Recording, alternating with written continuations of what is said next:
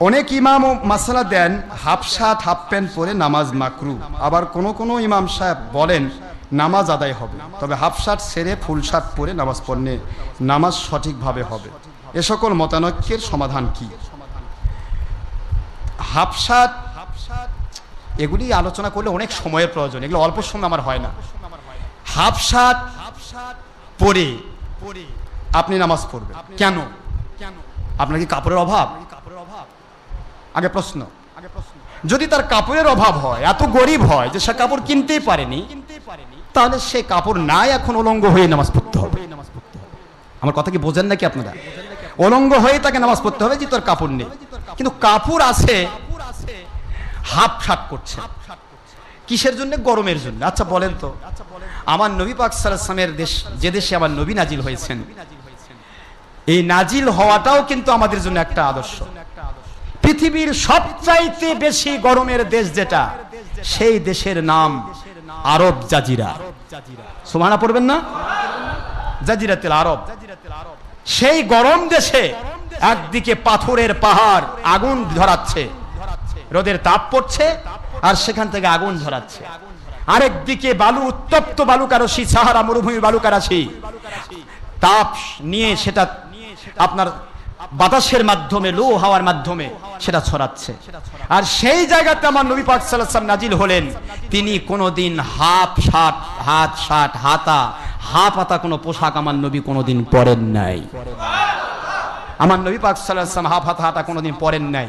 সাহাবায়ে কেরাম রাদিয়াল্লাহু তাআলা হাফ হাতাটা কোনোদিন পরেন নাই। তার চাইতেও বেশি গরমে আপনি আছেন। কি বুঝাতে চান এগুলি? কেন এগুলি বলবেন? হাফ হাতা, হাফ শার্ট নামাজ আদায়ের জন্য এটা নয়। আপনি যখন অফিসে যাবেন, ডিসির কাছে যাচ্ছেন, ডিসি অফিসে কি যাবেন? যাওয়ার সময় কাপড় চোপড় খুলে যাবেন না ভালো কাপড় নিয়ে যাবেন? আরে কথা বলেন না ভাই, কথা বলছেন না। ডিসি অফিসে যাবেন, আপনার বাড়ির সবচেয়ে সিরা জামা যেটা, সেটা পরে যাবেন? এটা ডিসি, একটা ডিস্ট্রিক্ট কমিশনার। তার অফিসে যেতে গেলেও আপনার একটা প্রিপারেশন আছে, একটা রুচিসম্মত পোশাক আপনি পরেন, রুচিসম্মত ভাবে নিজেকে ঠিক করেন, তারপর তার কাছে যান। একটা ডিসির ডিস্ট্রিক্ট কমিশনার, ডিস্ট্রিক্ট কমিশনের উপরে আছে বিভাগীয় কমিশনার, তার উপরে আছে এমপি মূর্তি, তার উপরে আছে মন্ত্রীরা, তার উপরে আছে দেশের প্রধান, তার উপর আছে সারা বিশ্বের প্রধান, তার উপর আছে আমার আল্লাহর কুদরত। আমার আল্লাহ তো রাজাধিরাজ, শাহে রাজাধিরাজ। সেই রাজাধিরাজ একটা ডিসির দরবারে যাইতে আপনাকে সিস্টেম মতো সাজতে হচ্ছে, গুছতে হচ্ছে, একটা ভালো নিট অ্যান্ড ক্লিন কাপড় পরে যাচ্ছেন, সিস্টেম মতো যাচ্ছেন, আর আমার রাজাধিরাজ আল্লাহর কুদরতের সামনে দাঁড়াচ্ছেন যা ইচ্ছা তাই করে। এটা কি ইমানের ঘাটতি না ইমানের পরিপূর্ণতা? ইমানের ঘাটতি। আমি আপনাদের বলবো, আল্লাহকে যা ইচ্ছা তাই নয়, আল্লাহ সদা সর্বদা আপনার সামনে। সে আল্লাহকে দেখানোর জন্য আপনি নামাজ পড়বেন। এই জন্য আপনার পোশাকটা হবে এমন, লিবাসুত তাকওয়া।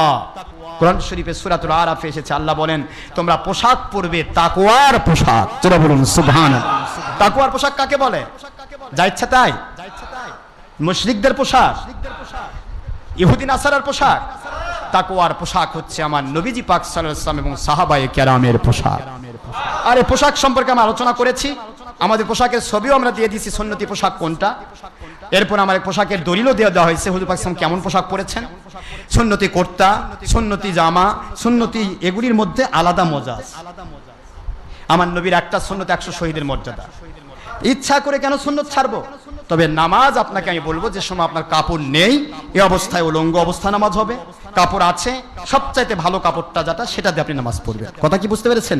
তবে সকল ফতোয়ার কেতাব একমত, সকল ফতোয়ার কেতাব, ফতোয়া রুদ্দুল মুক্তার, দুরুল মুক্তার, ফতোয়া কাজী খান আহসানুল ফতোয়া, ফতোয়া শামী, ফতোয়া ওই যে এখন ওলামাই দেওবন্দি কওমিদের যত ফতোয়া, ওনাদের ফতোয়াতেও আছে।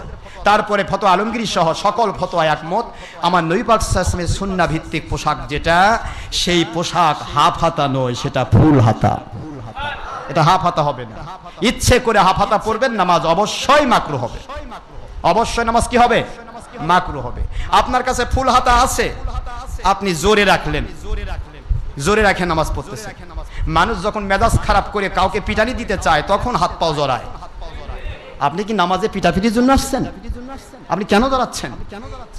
আপনার হাতের ভিতরেও কম বেশি, আপনার সিস্টেমের মধ্যে কম বেশি থাকবে না। দাঁড়াচ্ছেন মালিকের কাছে, সেই মালিক খলিক রবের কাছে আমি একবারে নুজুকটি, আমি একবারে নিঃস্ব। যেই মাটিতে আমি সেজদা দিচ্ছি, আল্লাহ মাটির নিচেও যদি যাওয়া সম্ভব হতো সেখানে সেজদা দিতাম, কারণ আমার জিন্দেগি মাটির চেয়ে নিচে, আর আপনি হলেন সুবহানা রব্বিয়াল আলা, আপনি হচ্ছেন উচ্চের উচ্চ, জোরে বলুন সুবহান।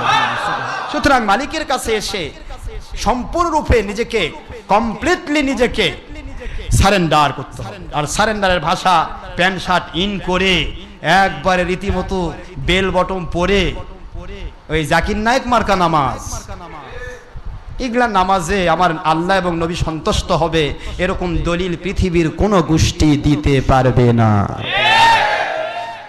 তাইও পড়বেন কুত্তার জিবা। নাসারা খ্রিস্টানদের সবচাইতে বড় একটা হাতিয়ার ক্রুশ, আর সেই ক্রুশতে তারা মেরেছিল, তারা আত্মপ্রসাদ লাভ করে যে ক্রুশ দিয়ে তারা মেরেছে হযরতে ঈসা আলাইহিস সালামকে, নাউজুবিল্লাহ। আল্লাহ পাক বললেন বার রাফাহুল্লাহ, আমি আল্লাহ পাক তাকে উঠায় নিয়েছি। তাদের ওস্তাদ, তাদের নেতাকে আমি, তাদের নেতাকে, 2 নম্বর নেতাকে আমি ঈসা আলাইহিস সালামের রূপ দিয়ে দিয়েছি।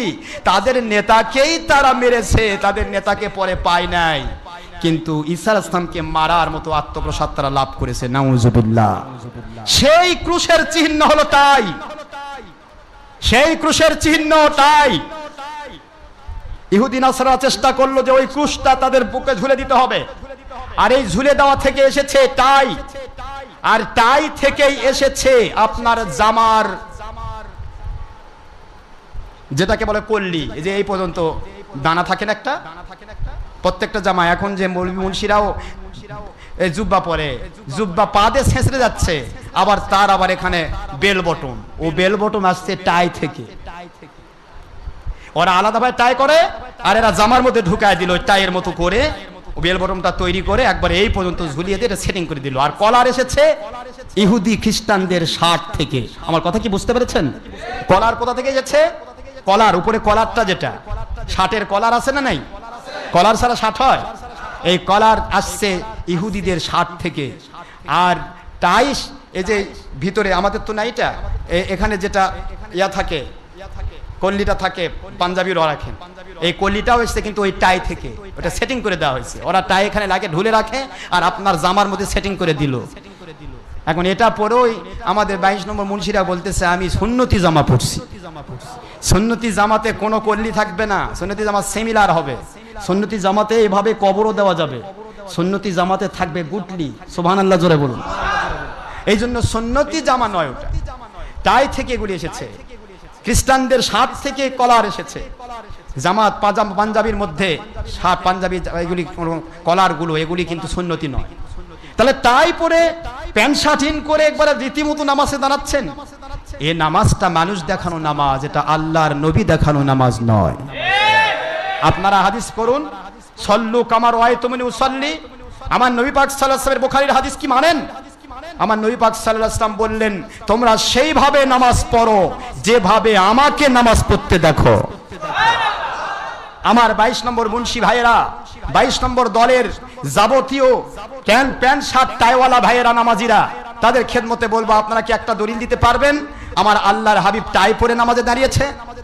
আমার আল্লাহর হাবিব কলারওয়ালা পাঞ্জাবি পরে, জুব্বা পরে নামাজ পড়েছেন? আমার আল্লাহর হাবিব কলারওয়ালা শার্ট, হাফ শার্ট পরে নামাজে দাঁড়িয়েছেন? তাহলে সল্লু কামা রাআইতুমুনি উসাল্লি, এই হাদিস শরীফের অর্থে তো আপনার নামাজ হলো না।